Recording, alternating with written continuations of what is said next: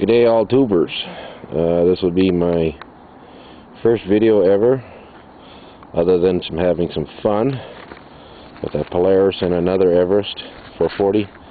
But anyways, I just wanted to show anybody out there that has one of these sleds or any other type of snowmobile engine that what happens when you run your gas too lean on your mixture settings on your carburetor. So this here is a 440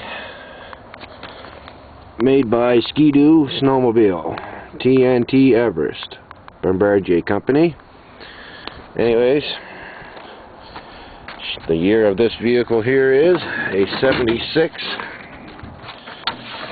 and there is no engine. Engine is in another place, not in heaven yet, but will soon be brought back to life. I just wanted to show here on this Tilton carburetor that the settings here where they should be, just to show that nobody dynamites their engine. Anyways, here we have a set screw, and on the opposite side we have another set screw, and right here we have a idle set screw. These set screws are to be adjusted, all three of them, at one full complete turn plus a quarter, and if not done adjusted correctly, I will show you what happens to an engine, because your mixtures are running too lean, which means you will be not getting enough fuel onto the top of your piston heads to keep your engine cool, and it would run too hot. So it closes up, and let's have a look at the engine. Here we are. Shut the door. Here we have is a 440 engine that just came out of that black sled, and it is a Bombardier Rotex made in Austria, and the engine capacity 436 cc's, or 436.6, sorry, and the type is a 440. This is what I was talking about earlier when it comes to your settings. Model TNT Everest, gas regular. Okay, here's your low and your high. One full quarter or full turn and a quarter, plus your high of one full turn and a quarter. Also your RPM idle speed at 15 to 18, and also at one full turn and a quarter. And the gas to oil ratio mixture for this sled or this particular engine, 50 to 1 on 12 ounce oil at 5 US gallons, or 16 ounce of oil at 5 imperial gallons. So anyways, here's what happens when you run an engine too lean on your carburetor settings. Here we have the left side piston. I don't know if you can see that very well, but as you can tell, it ran pretty lean. Mind you, this snowmobile hasn't been running in the last 12 to 15 years. I purchased it here not too long ago for a fairly reasonable price.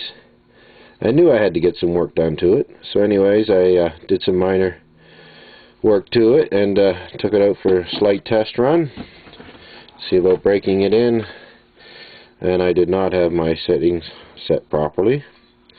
This is the right side piston, and this arrow indicates exhaust. So if anybody out there doesn't know this arrow here, that means that piston is pointed to the exhaust. So when installing your piston, fan side is your right side, and also this one here, and this would be your left side on your primary clutch. Anyways, This is what a new piston should look like. I do not have the right side piston. Somebody in parts had screwed up when I'd ordered this kit and ordered me 2 left pistons. So I'm waiting for a right piston to get so that I can finish putting this engine back together. Anyways, get out of there. As you can tell, nice and shiny, and it has an arrow. That means exhaust. And also, with these pistons, right here, if you can tell, there's a little pin area, and also on the other side, there's also another little pin area. When installing your rings on these pistons, to do it very carefully and to make sure that your gap on your piston lines up with these holes. And the reason being for that is when your piston is installed properly on this engine, just demonstrate here with the left side was not installing. If this was here on the main crank rod, if you look down in here, you'll see some ports. And these ports are very important because it's your air and fuel mixture ports and your exhaust port, your intakes and outtakes. And if you do not have these rings lined up in the proper places, your ring will catch on the edges of one of these ports. So to make sure that you have your piston in properly, always go by the arrow that's indicated on the piston. Then make sure that forward toward your exhaust, and you should have no problems.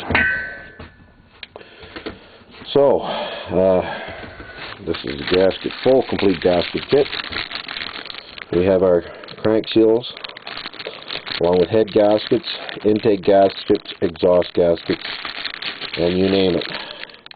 There's a part number if need be for 74 to 75 skidoo.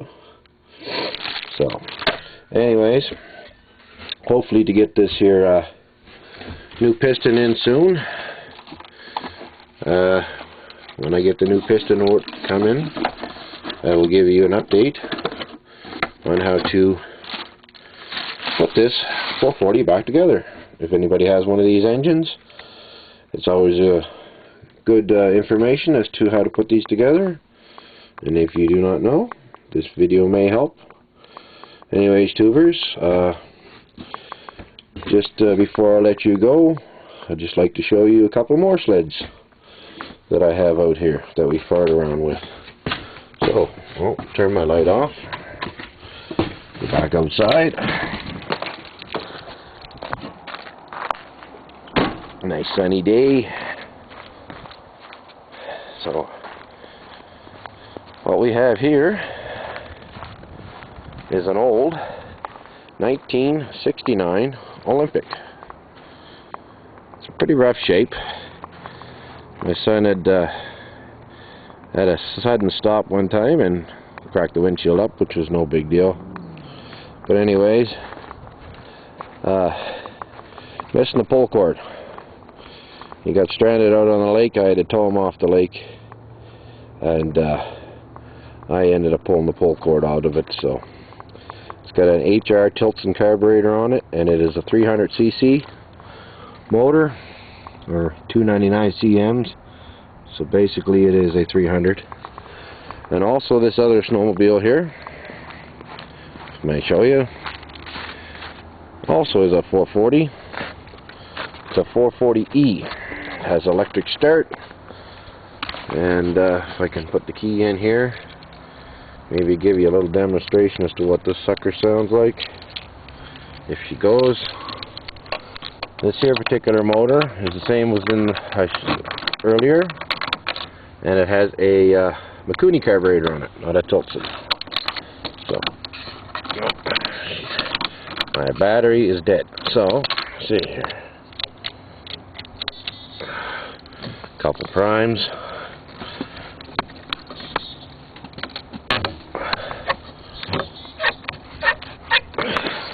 try it. Oh, a little kick there.